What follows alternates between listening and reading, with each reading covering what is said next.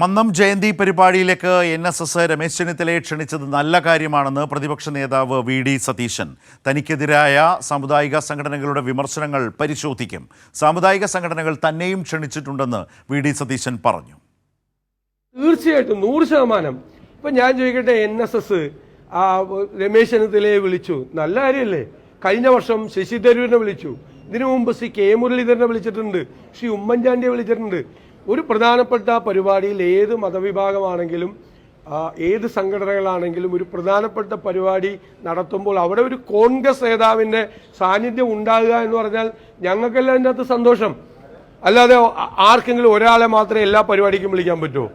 ഞാൻ പോസിറ്റീവായിട്ടാണ് കാണുന്നത്. ഈ ആളുകൾ, സംഘടനകളിലെ ആളുകളെ, കോൺഗ്രസ് നേതാക്കളെ പരിപാടികൾക്ക് വിളിക്കുന്നതിൽ ഏറ്റവും സന്തോഷിക്കുന്ന കോൺഗ്രസ് നേതാവ് ഞാനാണ്. പ്രതിപക്ഷ നേതാവിനെയും വിമർശിക്കാം. പ്രതിപക്ഷ നേതാവ് പറയുന്നത് തെറ്റാണ്, പ്രതിപക്ഷ നേതാവ് പറയുന്നത് ശരിയല്ല, അദ്ദേഹത്തിൻ്റെ നാക്കിൽ നിന്ന് വരുന്നത് ശരിയല്ല എന്ന് ഒരു പരിണത നേതാവ് പറഞ്ഞാൽ നമ്മളത് നോക്കും, നമ്മളത് പരിശോധിക്കും.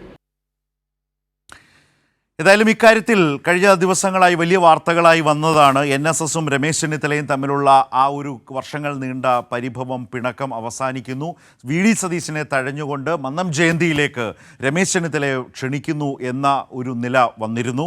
ഇതുമായി ബന്ധപ്പെട്ട സാഹചര്യങ്ങൾ നൃപൻ വിശദാംശങ്ങളുമായി ചേരുന്നുണ്ട്. നൃപൻ, ഈ വിഷയത്തിൽ വി.ഡി. സതീശൻ്റെ പ്രതികരണം, പ്രതിപക്ഷ നേതാവിൻ്റെ പ്രതികരണം വരുന്നത് ഇപ്പോൾ ദിവസങ്ങൾക്ക് ശേഷമാണ്. മറ്റു ചില നേതാക്കളൊക്കെ പ്രതികരിച്ചിരുന്നു. വി.ഡി. സതീശൻ ഇന്ന് മറുപടി പറയാൻ ശ്രമിച്ച രീതിയും അദ്ദേഹത്തിൻ്റെ പ്രതികരണത്തിൻ്റെ ഒരു സ്വഭാവവും നോക്കിയാൽ ഇതിൽ അദ്ദേഹത്തിനുണ്ടായിട്ടുള്ളൊരു ആഘാതം അത് പ്രകടമാണോ? അത് പാച്ചപ്പ് ചെയ്തും അല്ലെങ്കിൽ അത് മറച്ചുവെച്ചുമൊക്കെയാണോ അദ്ദേഹം സംസാരിക്കുന്നത്?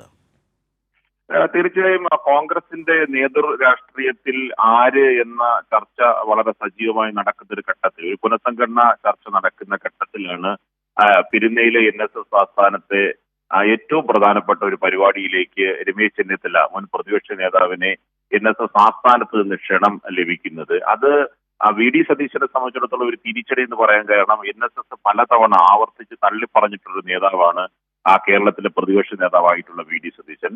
ആ ഒരു ഘട്ടത്തിൽ കേരളത്തിലെ കോൺഗ്രസിൽ ഒരു മുതിർന്ന നേതാവായ രമേശ് ചെന്നിത്തലയ്ക്ക് എൻ.എസ്.എസ്. ആസ്ഥാനത്ത് സ്വീകാര്യത ലഭിക്കുന്നു എന്നതാണ് സതീശന് നേരിട്ട തിരിച്ചടി. അത് പല നേതാക്കളും ഇക്കാര്യങ്ങളിൽ കെ മുരളീധരൻ അടക്കം കഴിഞ്ഞ ദിവസം ഒളിയം പെയ്ത് പറഞ്ഞിരുന്നു. കാരണം ഏറ്റവും അവർക്ക് പ്രിയപ്പെട്ട നേതാക്കളെ എൻ.എസ്.എസ്. ആസ്ഥാനത്ത് വിളിക്കുന്നത് അവരുടെ ഒരു രീതിയാണ്. മുൻപ് എന്നെയും ക്ഷണിച്ചിട്ടുണ്ട് എന്ന തരത്തിലെ ഒരു ഒളിയമ്പാണ് കെ മുരളീധരൻ ചെയ്തത്. അതിൽ അവർക്ക് സ്വീകാര്യരായ നേതാക്കളെ എൻ.എസ്.എസ്. ആസ്ഥാനത്തേക്ക് ക്ഷണിക്കും എന്ന സൂചനയാണ് കെ മുരളീധരൻ നൽകിയത്. അതുകൊണ്ട് വി.ഡി. സതീശനെ സംബന്ധിച്ചിടത്തോളം ഇത് പരസ്യമായ ഒരു ഫൈറ്റിലേക്ക് പോകാൻ അദ്ദേഹം ആഗ്രഹിക്കുന്നില്ല. ഇത് അവസാനിപ്പിക്കണം, ഈ വിവാദം അവസാനിപ്പിക്കണം. ആ വിവാദം അവസാനിപ്പിക്കാതെ മുൻപോട്ട് കൊണ്ടുപോയാൽ അതിന്റെ തിരിച്ചടി പ്രതിപക്ഷ നേതാവ് എന്ന നിലയ്ക്ക് പാർട്ടിയിൽ സംഘടനയ്ക്കുള്ളിൽ അതിന്റെ അധികാര ശ്രേണിയിലേക്ക് പിടിച്ചടക്കാനുള്ള ശ്രമിക്കുന്ന ഘട്ടത്തിൽ പാർട്ടി താനാണ്, ഒപ്പം തന്നെ മുന്നണിയും യു.ഡി.എഫും താനാണ് എന്ന നിലയിലേക്ക് മുന്നോട്ട് പോയിക്കൊണ്ടിരിക്കുന്ന വി.ഡി. സതീശനെ സംബന്ധിച്ചിടത്തോളം അത് തിരിച്ചടിയാകും എന്നൊരു ഭയം അദ്ദേഹത്തിനുണ്ട്. അതുകൊണ്ടാണ് ഈ രമേശ് ചെന്നിത്തലയുടെ കാര്യത്തിൽ ഇന്ന് അദ്ദേഹം വളരെ ഈ ഒരു ഏറ്റുമുട്ടലിന് തയ്യാറാകാതെ അത് ചെന്നിത്തലയെ ക്ഷണിക്കുകയാണെങ്കിൽ അത് പാർട്ടിക്ക് കൂടിയുള്ള അംഗീകാരമാണ്, ആ നിലയ്ക്ക് കാണുന്നുള്ളൂ എന്ന തരത്തിൽ അദ്ദേഹം പ്രതികരിച്ചു. മാത്രമല്ല, വെള്ളാപ്പള്ളി നടേശൻ, ഏറ്റവും പ്രധാനപ്പെട്ട മറ്റൊരു സമുദായ സംഘടനയുടെ നേതാവായിട്ടുള്ള എസ്.എൻ.ഡി.പിയുടെ ജനറൽ സെക്രട്ടറി വെള്ളാപ്പള്ളി നടേശന് കഴിഞ്ഞ ദിവസം വി.ഡി. സതീശനെ തള്ളിപ്പറയുകയും ഒപ്പം തന്നെ രമേശ് ചെന്നിത്തല നല്ല നേതാവാണ്, ഭാവിയുള്ള നേതാവാണ് എന്ന അഭിപ്രായം പറയുകയും ചെയ്തു. ഇത് രണ്ട് കാര്യങ്ങൾ കൂടി ചേർത്ത് വെക്കുമ്പോൾ പാർട്ടിക്കുള്ളിൽ ഇപ്പോൾ തന്നെ ഒരു മുതിർന്ന നേതാക്കളുടെ ഒരു സംഘടിതമായ എതിർപ്പ് വി.ഡി. സതീശന് വന്നിട്ടുണ്ട്. അപ്പോൾ സമുദായ സംഘടന കൂടി പിന്തുണ തനിക്ക് ലഭിക്കാതെ രമേശ് ചെന്നിത്തലയ്ക്ക് പിന്നിൽ അണിനിരക്കുകയാണെങ്കിൽ സ്വാഭാവികമായി തിരിച്ചടി നേരിടും. മുന്നണിക്കുള്ളിൽ തന്നെ തിരിച്ചടി നേരിടാനുള്ള സാധ്യതയുണ്ടെന്ന് കരുതിയിട്ടായിരിക്കും ബുദ്ധിപൂർവമായി വി.ഡി. സതീശന്റെ ഈ പ്രതികരണം.